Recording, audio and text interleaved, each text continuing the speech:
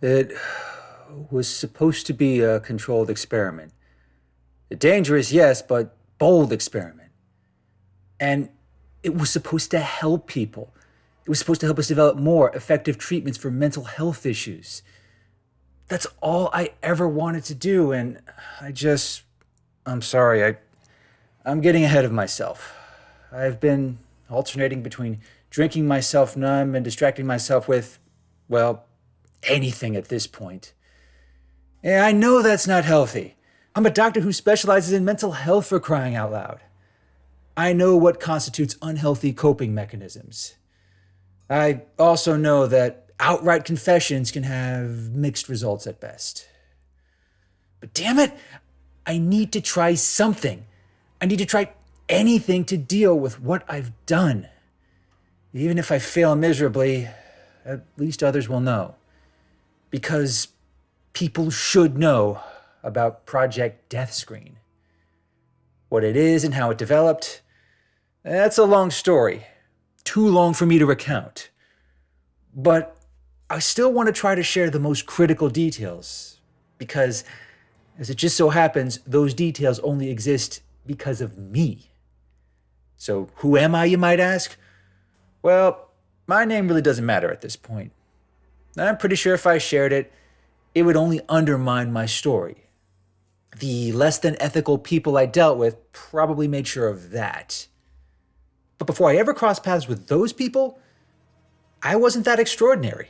I was just another aspiring doctor, one whose passion for helping people had way too many blind spots. And yeah, some of those blind spots were personal in nature. I come from a family with a lengthy history of mental illness. My mother was severely bipolar, and my father was a veteran of the Marine Corps who suffered from severe PTSD. Even as a kid, I wanted to help them, and I wanted to help others like them. I just didn't know how. So naturally, I studied to become a doctor. I tried to learn everything I could about mental illness and how to treat it. But in making my entirely focus on mental health, I also put myself at a major disadvantage. You see, treating the mind is very different from treating the body. Broken bones, injuries, infections, all that stuff, these are tangible ailments. You can measure, quantify, and study them directly under a microscope. But you can't do that with a person's mental health. You have to be really astute and really observant, finding patterns, triggers, and tendencies, not all of which may manifest physically inside the brain. It really is a challenge, but that's part of why I pursued it in the first place. I'm kind of a sucker for big challenges. I always have been. And I also have a tendency to be a little reckless when it comes to confronting them. And I guess that helped set the stage for how everything played out. Yes, I made my way through medical school, and yes, I got my degree, and I began a relatively solid practice. But after just a few years of treating patients, I also became very frustrated. I really was doing my best, providing exhaustive therapy and careful medication when necessary. But so many of these people, these poor, undeserving people struggling with mental health issues, a lot of them weren't getting better. And over time, the rate of successful treatments either diminished or just stayed flat. On top of that, I was seeing way too many patients either regress or, in some cases, just give up. And anyone who deals regularly with those who are mentally ill probably knows how that plays out. It really did weigh heavily on me for a while, so much so that I began advocating for more extensive research. But I had a hard time raising awareness. From advocacy groups to hospitals to the government, I couldn't get the attention of people who were in a position to actually do something. It eventually got to a point where I became truly desperate. And that's how I ended up crossing paths with Project Mindful, the initiative that preceded Project Death Screen. Two of its researchers, Dr. Tsai and Dr. Lant, they actually caught up with me at a conference. They brought me some drinks, shared some stories about their patients, and even compared notes on past research. They seemed so friendly. They gave the impression that they were as frustrated as me with the declining state of mental health care. They even convinced me that there was a major reason for that decline. It had to do with the increasing use of screens, smart devices, and the internet. Dr. Tsai had been doing research on it for years, noting how the mentally ill were undermining their treatment with these devices. He made the case that their very nature, how they drew attention, how they filtered information, and how they hooked their users with outrageous content, it was essentially keeping their wounds open, never allowing them to heal, and always finding new ways to make them fester. And Dr. Lance's research further quantified this phenomenon. He noted how it was getting worse and worse for young people. After all, these are the people who'd grown up around the internet and smart devices. They knew of no other world beyond the one they consumed through their screens. Now, I admit I found their research compelling, but the doctor in me did not buy it outright. It seems so simplistic, too crude to think that screens and smart devices were driving this ongoing trend. I too had seen research on the impact of the internet and smart devices before. To say it's largely responsible for the decreasing effectiveness of mental health treatment, it just completely underscores the sheer complexity of the human psyche. But before I could argue with them, the two men offered me a chance to help with their research. They offered to fly me to their lab at some private university in the Northeast. They even offered to pay me well above my usual rate. They just needed me to incorporate my years of expertise and research into theirs. I wish I had given their offer more thought, or at the very least, I should have asked way more questions. But being desperate, frustrated, and eager for a new approach to treating mental illness, I accepted. I even paid their bar tab to show my appreciation. And that became the first of many, many regrets. About a month later, I went to their university. On the same day my plane landed, I started working at their lab. Now, I won't say the setup was fancy, but it was a lot better equipped than any lab I'd ever been in. You really couldn't have asked for a better place to study mental health. The space, the resources, the environment they'd created for doctors and patients alike, it was all so pristine and polished. I probably should have dug a little deeper into where their funding came from. That ended up being another major regret. But trust me, the worst is yet to come. Now, for the first year, my research focused mostly on how the mentally ill used the internet. We studied closely how it helped, harmed, supplanted, or negated their treatment. I won't get too deep into the data. I'll just say that as a doctor and as someone with a passion for treating mental illness, I found this research genuinely exciting. I actually woke up every day eager to do more research, compile more information, and draw more conclusions. Even Dr. Lin and Dr. Tsai thought I was overdoing it for a while. But they sure as hell didn't stop me, especially when I began extrapolating theories from this research. Most of it was standard medical jargon, but one theory in particular caught their attention. I usually called it the digital psyche ratio. The general principle is this: when it comes to how people consume electronic content, be it through a phone, a computer, or a TV, its guided nature has a particular and predictable effect on them. In most respects, it doesn't matter whether someone is mentally ill. What they seek to consume, or what content seeks them out, it creates this symbiotic effect with mathematically predictable results. Then, in the footnotes, I offered this ominous hypothesis. If, for instance, every screen a user utilized was controlled in a certain way, it could induce certain psychological states. I wasn't specific on the type of these states or even the mechanisms. I just laid out what it could ultimately do to someone should an outside party have malicious intent. Well, it turned out Dr. Lent and Dr. Tsai's intentions were pretty damn nefarious, because after reading my research, they came up with a new experiment. They called it Project Death Screen. And the way they described it to me, I still can't believe they convinced me to go through with it. I mean, the setup alone was beyond unethical. They wanted me to take an ordinary student, one with no history of mental health issues, and put them in a controlled environment. They wouldn't tell them the true intent of the experiment. They were just going to have them live normally, using their phone, TV, and computer as they always did. But what they would do after just a few days of monitoring them, ugh, I still get sick just thinking about it. I guess the best way to describe it is to just lay out what I witnessed. The unlucky patient happened to be this girl, this ordinary, well-adjusted young woman. She'd volunteered for the experiment for some extra spending money. I remember her full name, her major, and what she hoped to do with her life after she graduated. But I'm sorry, I can't say it out loud with feeling physically sick to my stomach. But still, I was the one who did her preliminary evaluation. I talked to her for just a couple hours, and psychologically speaking, she was the picture of health. No history of mental illness, no outstanding issues that would trigger it, and having spent most of my life around the mentally ill, it honestly felt strange talking to someone like her. But even after saying outright that I had serious concerns about this experiment, she just smiled and shrugged it off.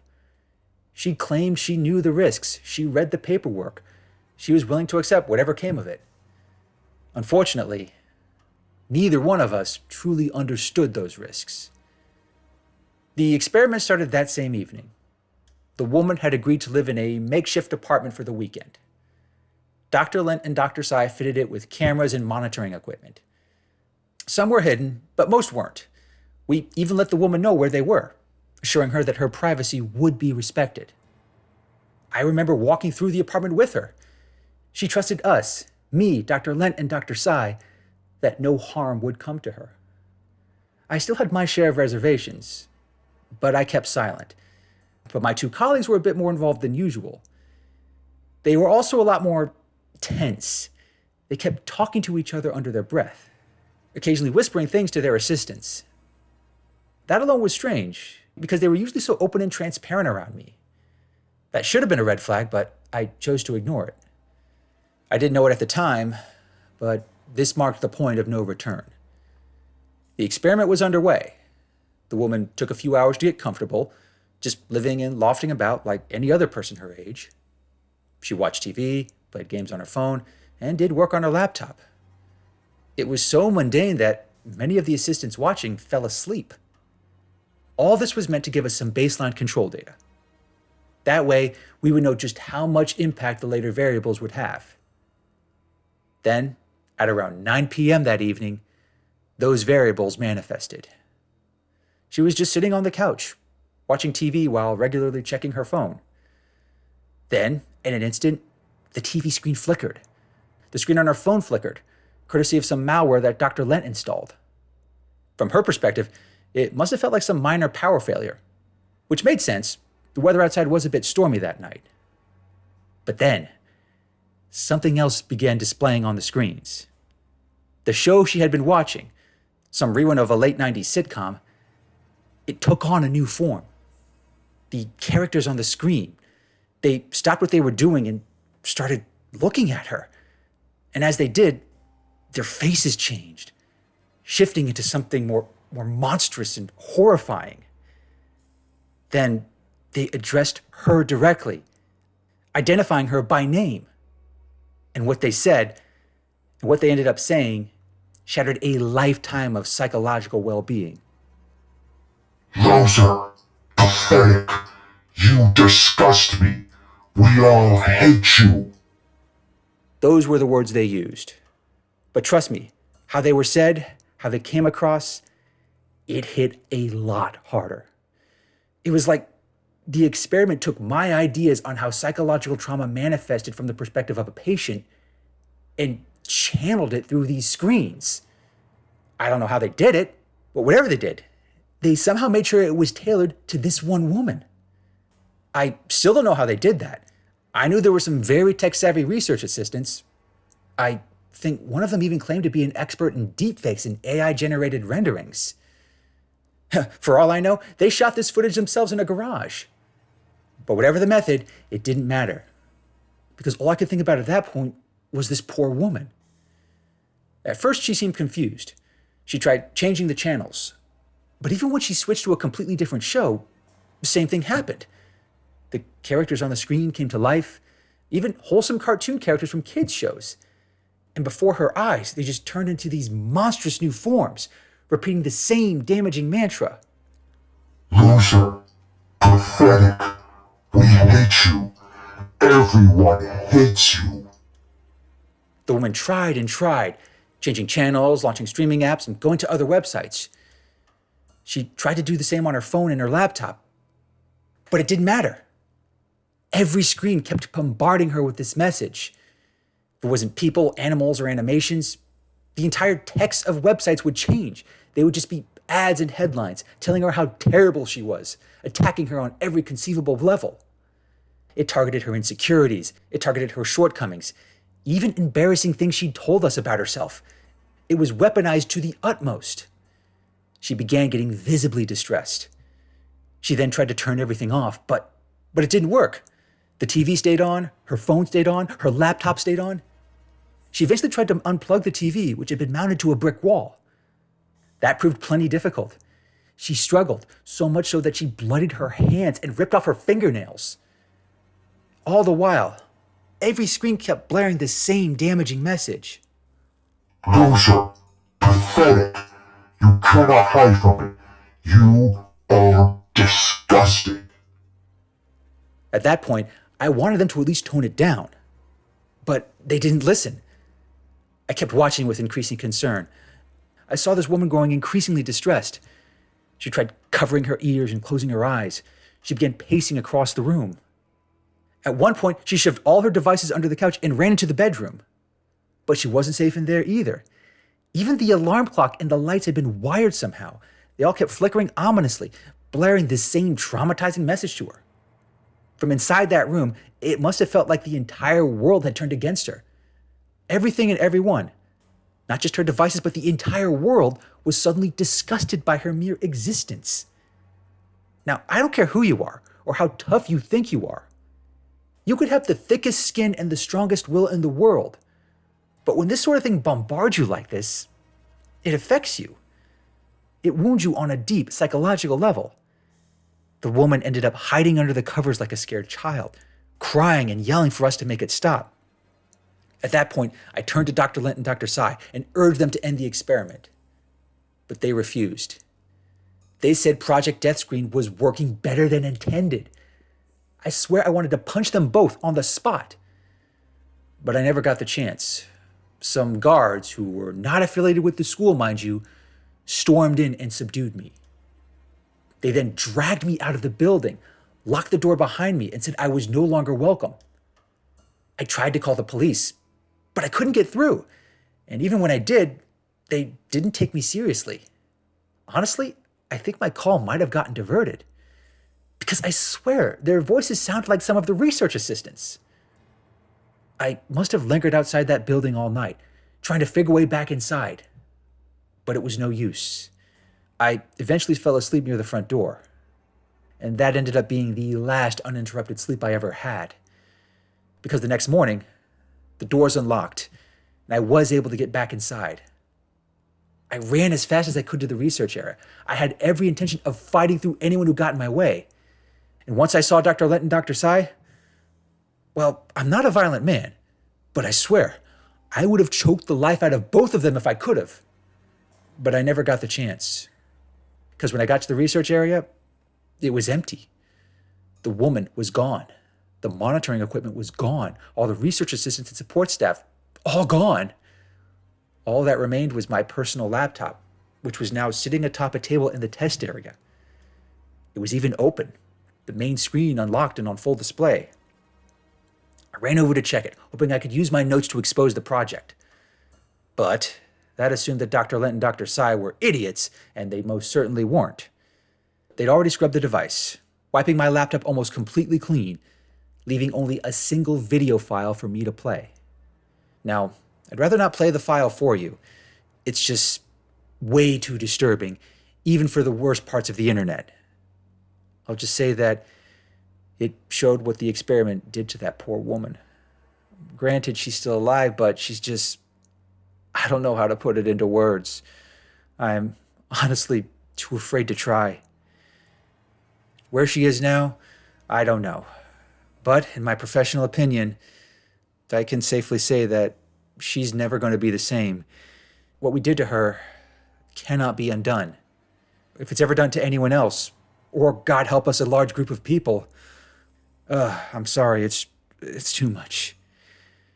And I guess before I get back to drowning my guilt with pills and liquor, I'll just share the audio recording that Dr. Lent left me. It's a warning as well as a confession, one I hope everyone who hears it can heed. Thank you, Doctor. Because of you, Project Death Screen is an overwhelming success. Our benefactors will be pleased.